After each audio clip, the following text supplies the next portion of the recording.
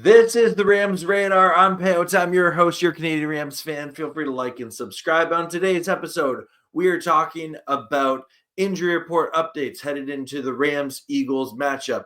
We're talking about some key matchups during that game. But our first story, we are bringing up a class act move by Eagles fans here. Let me just bring this up. They have a group of Eagles fans have started a GoFundMe account. They've raised almost $17,000 US, so that's a lot in Canadian. But anyway, that's $16,822 raised. I'll link in the description below. So cool, but I had to read this because I think this is so. I love this kind of stuff. This is what I love about football. I love about sports. You can really bring people together. But check out what they read in this description. He says, now we know the Rams are our opponent, and obviously LA is dealing with some serious, crazy stuff right now. I thought it might be nice ahead of the game to offer some help and support LA's way from Birds fans, and especially after that horrible fan made life miserable for an opposing Packers. Oh, yeah, that's something we don't need to talk about here. This fund is organized by Eagles fans in Philadelphia area and beyond to benefit the California Communities Foundation's Wildfire Relief Fund. And this is my favorite part here. We're still going to kick the Rams' butts, but there's plenty of people in and around LA, Rams and Bird fans alike, that could use some help right now. I know a lot of attention is going towards celebrities, but there are plenty of everyday people who have lost a lot during this and are risking life and limb to help others. So to the organizers of this event, it just says Eagles fans are the organizers. Well done. That's really cool. Class act. And I hope that the Rams kick the Eagles' butts on Sundays. But regardless, love that this is outside of football. It's a really cool class act move. And yeah, just wanted to highlight it on this episode. Moving on to the injury report for this game. We'll go to the Rams wire here. Cameron DeSilva always doing a great job highlighting the injury report going into this.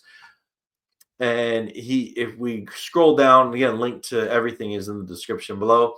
Tyler Higbee was the one that a lot of people were nervous about because he left with a chest injury from the game versus the Vikings on Monday. He was limited in practice. However, Sean McVay does expect him to play. Kelly Weatherspoon appeared on the injury list due to a thigh injury he had in the game. He did not practice.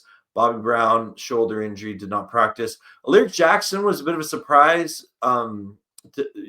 addition to the injury report.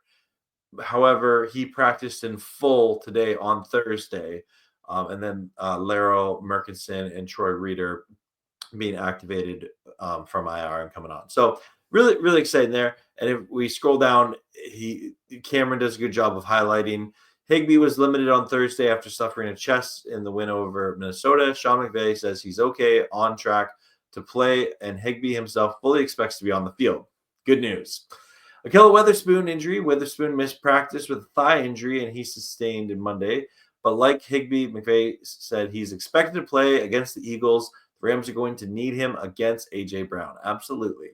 Alaric Jackson, the Rams left tackle. Jackson popped up with a chest injury Wednesday, which made him an estimated non-participant, but he's in good shape after returning to full practice Thursday. Really good news. And yeah, Bobby Brown also expected to play. So thankful about that. If we look over at the Eagles, they do have some injury reports, but they are looking relatively healthy as well, which is always a good thing. You want best on best.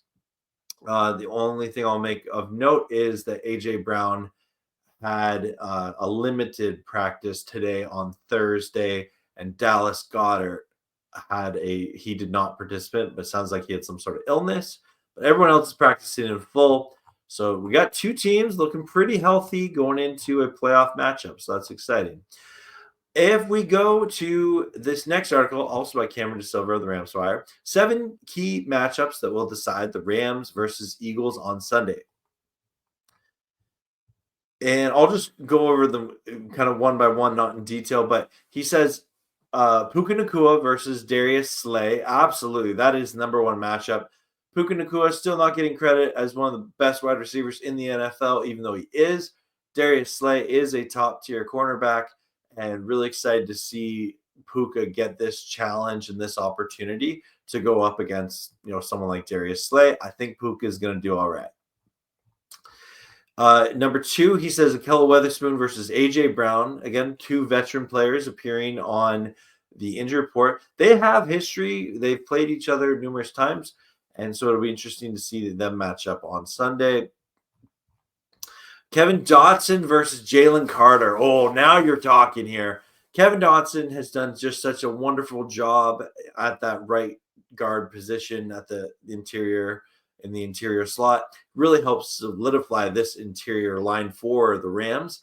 Can they, come up with a plan against Jalen Carter? That's a tall task, but I think Kevin Dotson is up for the job. Mentions Rams linebackers versus Saquon Barkley, the running back for the Eagles. Oh, okay, this is the one everyone's nervous about. Everyone's scared of. That's maybe being over the top. The reality is Barkley had a huge game against the Rams back in Week 12. Will this linebacking core be able to, I don't think you totally can stop Saquon Barkley, but at least limit him, make Jalen Hurts have to beat you. And I think the way to do that is playing with the lead. Don't let the Eagles get too far ahead so that they can suffocate you and drain the clock with Barkley. But also, I just think it's so important to early on in the game not let the Eagles establish the flow of this game, right? They've been really good at dictating it all year long. That's how they've won a lot of games. Can the Rams do anything on defense to disrupt this Eagles offense and make them play a game that they're maybe not exactly used to playing? Make them make some mistakes and make them pay for those mistakes. Number 5, Rams edge rushers versus Eagles tackles. Yeah, this Jordan Rodriguez said something interesting this week on the Heed the Call podcast when talking about this. There's just a size difference, right? This Rams front 4 is speedy, but they are smaller compared to this Eagles, offensive line, especially those 2 tackles. Is this a David and Goliath thing, right? The Rams got to get a stone in that sling and wing, bam, boom. I don't know. I do think that this Rams front 4, especially Byron Young and Jared Verse, have gotten a lot better as the season has gone on. Maybe Chris Shula does something with the blitz, dialing it up, says, toot, toot, toot, toot, let's blitz now. And that'd be pretty cool. I think that the Rams will have to have a tough challenge. They'll have a game plan. Will that game plan be affected? Only time will tell.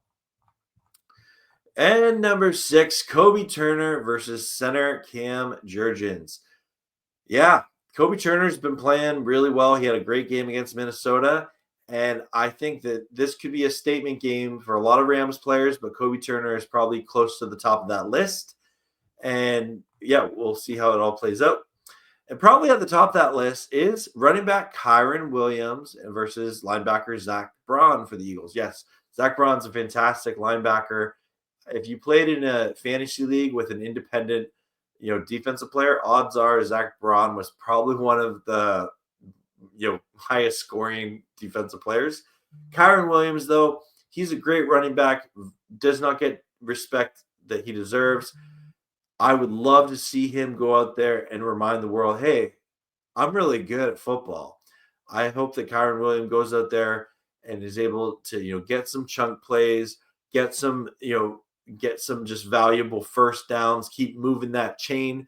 I think that if the Rams are to win this game, Kyren Williams has to be a big part of this game plan. And, the Rams sometimes, it seems like they kind of abandon the run early in the game. I think you got to feed Kyren early and often and keep the Rams offense on the field. Anyway, folks, that's going to do it for me in this episode of the Rams Radar. Thanks for tuning on in. I hope you're all having a wonderful day. I'll be having a watch party, of course, for this game, and I would love to see you there on Sunday.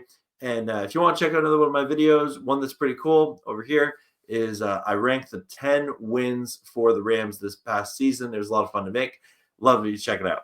Have a great day. And as always, go Rams, horns up, and peace out. Let's go Rams. Woo! Thank you very much.